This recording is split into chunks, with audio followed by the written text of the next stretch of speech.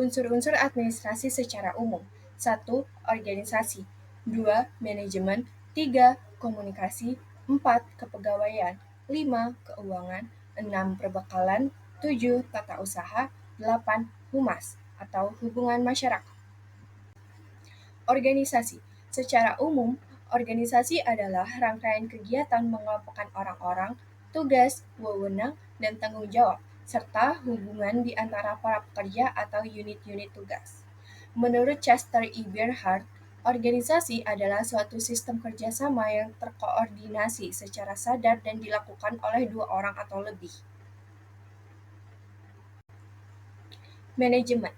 Manajemen adalah rangkaian kegiatan menggerakkan orang-orang dan mengarahkan segenap fasilitas kerja agar tujuan kerjasama tercapai secara optimal. Manajemen adalah seni dalam menyelesaikan pekerjaan melalui orang lain, menurut Mary Parker Follett dalam standar J.A. R.L. Freeman dan D.R. Gilbert Jr. 1995. Komunikasi. Secara umum, komunikasi adalah rangkaian kegiatan menyampaikan warta dari satu pihak pada pihak lain, baik internal maupun eksternal, dalam usaha kerja sama yang bersangkutan. Sedangkan menurut Marvin E. Mundell P.E., komunikasi adalah penyampaian pikiran, pendapat, informasi, atau sikap dengan berbicara, menulis, atau memberikan isyarat. Kepegawaian. Kepegawaian berhubungan dengan penggunaan tenaga kerja. Proses yang saling berhubungan yaitu penerimaan, penempatan, pendayagunaan, serta penghentian kerja atau pensiun.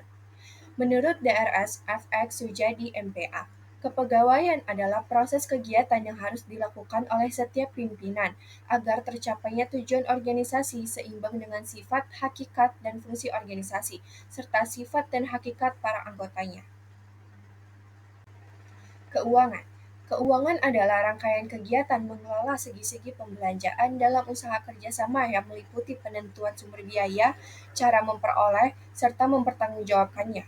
Menurut Ridwan dan Inge, keuangan merupakan ilmu dan seni dalam mengelola uang yang mempengaruhi kehidupan setiap organisasi.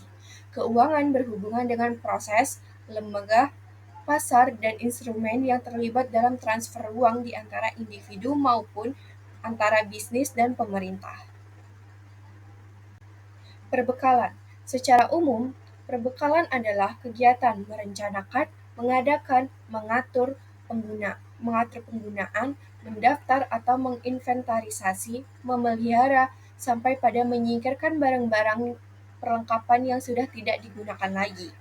Menurut Widodo, administrasi perbekalan adalah aktivitas yang bersangkut paut dengan masalah penelitian, penyediaan, penggunaan, penyimpanan, dan pemeliharaan barang-barang serta benda-benda dalam suatu usaha kerjasama. Tata usaha.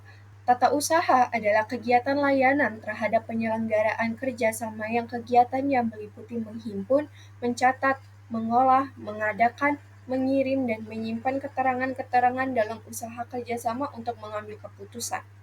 Menurut Rahmawati, tata usaha sebagai segenap rangkaian aktivitas menghimpun, mengolah, mengganda, mengirim, dan menyimpan keterangan-keterangan yang diperlukan oleh setiap organisasi. Hubungan masyarakat. Hubungan masyarakat atau yang biasa disebut public relation adalah suatu usaha dalam menjalin dan menciptakan hubungan yang harmonis dengan publik, baik internal maupun eksternal.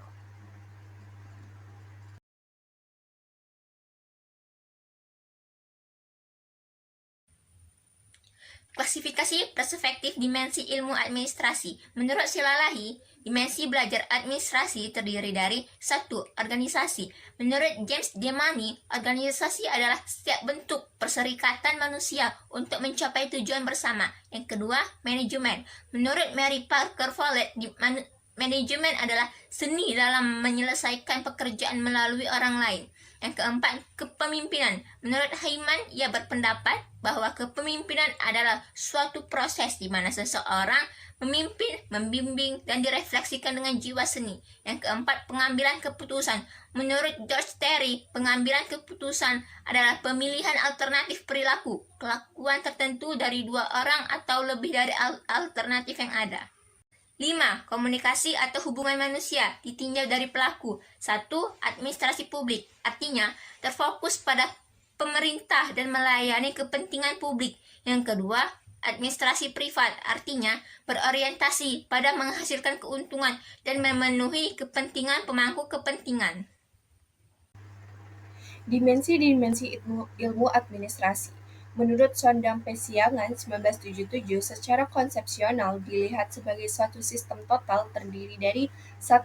Kerangka manajemen, 2. Kepemimpinan, 3. Pengambilan keputusan, 4. Hubungan manusia, 5. Manusia, 6. Sarana kerja. Kerangka manajemen adalah perencanaan, pengorganisasian, pengarahan, dan pengendalian. Kepemimpinan. Menurut Mujino 2002, kepemimpinan sebagai akibat pengaruh satu arah karena pemimpin mungkin memiliki kualitas-kualitas tertentu yang membedakan dirinya dengan pengikutnya. Pengambilan keputusan. Menurut James A. F. Stoner, pengambilan keputusan adalah proses yang digunakan untuk memilih suatu tindakan sebagai cara pemecahan masalah. Hubungan manusia. Sarana kerja merupakan suatu hal yang harus disediakan oleh perusahaan guna menunjang menyelesaikan segala pekerjaan yang diberikan oleh perusahaan. Perbedaan pokok antara administrasi negara dengan administrasi bisnis. Faktor tujuan. Administrasi negara meningkatkan kemakmuran seluruh rakyat. Administrasi niaga mengusahakan keabadian kelangsungan hidup organisasi. Faktor motif. Administrasi negara pemberian servis yang efisien, ekonomis, dan seefektif mungkin. Sedangkan administrasi niaga keuntungan yang wajar atas modal yang ditanam. Sifat pelayanan. Administrasi negara melayani semua warga dengan perlakuan yang sama. Sedangkan administrasi niaga memberikan servis yang bersifat mencari keuntungan. Wilayah yuridikasi. Administrasi negara wilayah kekuasaan yang luas, sedangkan administrasi niaga wilayah operasi yang sama atau lebih kecil. Kekuasaan. Administrasi negara kekuasaannya dari rakyat, sedangkan administrasi niaga tergantung dari besarnya modal yang dimiliki, keterampilan teknis dan manajerial. Cara bekerja. Administrasi negara cara bekerjanya lamban akibat dari approach legalitas. Sedangkan administrasi niaga kegiatannya didasarkan pada approach programatis daripada legalitas. Orientasi politik. Administrasi negara alat pelaksanaan kebijakan yang tidak memihak dan berdiri di atas semua golongan. Sedangkan administrasi niaga menjalankan politik pilihannya secara memihak dan menganut suatu aliran. Pandangan para ahli tentang administrasi dan manajemen, Espesiagian dalam bukunya yang berjudul Filsafat Administrasi mengemukakan bahwa manajemen merupakan inti dari administrasi. Karena manajemen merupakan alat pelaksana utama dari administrasi. Selanjutnya, beliau menegaskan bahwa antara administrasi dan manajemen tidak dapat dipisah-pisahkan, hanya kegiatan-kegiatan yang dapat dibedakan. Ortweited melihat administrasi sebagai sesuatu yang terdiri atas organisasi dan manajemen, yang menegaskan bahwa administrasi adalah suatu proses dan badan yang bertanggung jawab terhadap penentuan tujuan, di mana organisasi dan manajemen digariskan dan sebagainya.